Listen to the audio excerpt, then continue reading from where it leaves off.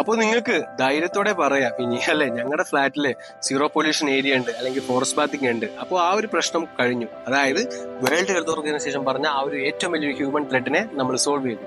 പക്ഷെ അത് മാത്രം പോരാ, നമുക്ക് 4 കോടി അല്ലെങ്കിൽ 6 കോടിയൊക്കെ തന്ന് നമ്മുടെ അപ്പാർട്ട്മെന്റ്സ് സ്വന്തമാക്കുന്ന ആ ഒരു കസ്റ്റമേഴ്സിന്റെ, അതായത് നമ്മുടെ ആ ഒരു ക്ലയൻസിന്റെ എല്ലാവിധ ആരോഗ്യ പ്രശ്നങ്ങളും നമ്മുടെ റെസ്പോൺസിബിലിറ്റിയാണ്.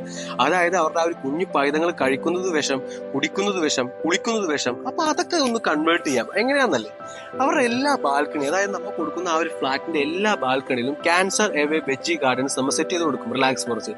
അതായത് അവർ ജസ്റ്റ് രാവിലെ എണീക്കുന്നു, അവർക്ക് വേണ്ട പച്ചക്കറി പറിക്കുന്നു, കുക്ക് ചെയ്യുന്നു, കഴിക്കുന്നു. അതിന്റെ എല്ലാവിധ കെയറും ട്രീറ്റ്മെന്റ്സും പെസ്റ്റിസൈഡ്സും എല്ലാം റിലാക്സ് ഫോറസ്റ്റ് പീരിയോഡിക്കലി വന്ന് ചെയ്തു തരും. അപ്പോൾ ആ ഒരു ഫ്ലാറ്റിന്റെ കംപ്ലീറ്റ് ബാൽക്കണി ഗ്രീനറിയായി മാറി. പിന്നെ അതിനുശേഷം നമ്മൾ ചെയ്യുന്നത് ക്യാൻസർ അവേ ഫ്രൂട്ടി ഗാർഡൻ. അതായത് ഫ്ലാറ്റിന്റെ കുറച്ച് മൈന്യൂട്ട് സ്ഥലങ്ങളൊക്കെ ഉണ്ടാവും, കുറച്ച് സ്ക്വയർ മീറ്ററോ എത്രയെങ്കിലും മതി. അവിടെയെല്ലാം പ്രത്യേക രീതിയിൽ പെട്ടെന്ന് വളർന്നു വലുതാവുന്ന ഫ്രൂട്ടി ഗാർഡൻ നമ്മൾ സെറ്റ് ചെയ്യും. അതായത് ക്യാൻസർ എവേ ഫ്രൂട്ടി ഗാർഡൻസ് നമ്മൾ അവിടെ സെറ്റ് ചെയ്യും. ഒരുപാട് വ്യത്യസ്ത തരത്തിലെ ഫ്രൂട്ട്സ് ആയിരിക്കും അവിടെ നമുക്ക് കിട്ടുന്നത്. അപ്പൊ അതും നമ്മൾ സെറ്റ് ചെയ്തു. അപ്പൊ ഫ്രൂട്ട്സ് കഴിഞ്ഞു, പച്ചക്കറി കഴിഞ്ഞു, പ്രാണവായു, ഇത് 3 നമ്മൾ ശുദ്ധീകരിച്ചു.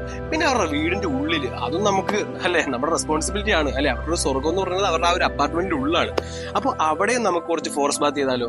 അതിനാണ് മിയാവാക്കി ഇൻഡോർ ജംഗിൾസ് എന്നുള്ള പ്രൊജക്ട്. പിന്നെ കുട്ടികൾക്ക് ഈ ഫോൺ അഡിക്ഷൻ ഒക്കെ മാറ്റി അവർക്കൊന്ന് പുറത്തേക്കൊക്കെ വന്നു അല്ലെ, ആ ഒരു ചിത്രശലഭങ്ങളെയും കിളികളെയും മണ്ണാനെയൊക്കെ കണ്ടു ഒന്ന് നല്ല രീതിയിലൊന്ന് മെന്റൽ റിലീഫ് ഒക്കെ ആയി ഒരു കുട്ടിയായിട്ട് തന്നെ വളരട്ടെ. നമ്മുടെ ടെൻഷൻ മാറുന്ന ഒരു ടൈപ്പ് ഓഫ് പുഷ്പ വൃന്ദാവനം നമ്മൾ സെറ്റ് ചെയ്യും. അതായത് നമ്മുടെ ചെമ്പരത്തി, ചെത്തി, അതായത് മരങ്ങളായിട്ട് വളരുന്ന ചെടികളെ ഒരുമിച്ച് ഒരു കാടാക്കി ഒരു വൃന്ദാവനം നമുക്ക് ക്രിയേറ്റ് ചെയ്യും. അപ്പൊ ഇതെല്ലാമുള്ള ഫ്ലാറ്റ് ആണ് നിങ്ങൾ കസ്റ്റമേഴ്സിന് മുമ്പ് വെക്കുന്നതെങ്കിൽ ഈ ഗോൾഫേരി മാറിയിരിക്കും, ടെന്നീസ് കോർട്ട് മാറിയിരിക്കും. കാരണം ഇതൊക്കെയാണ് ഇനി വരാൻ പോകുന്ന ജനറേഷൻ വേണ്ടത്.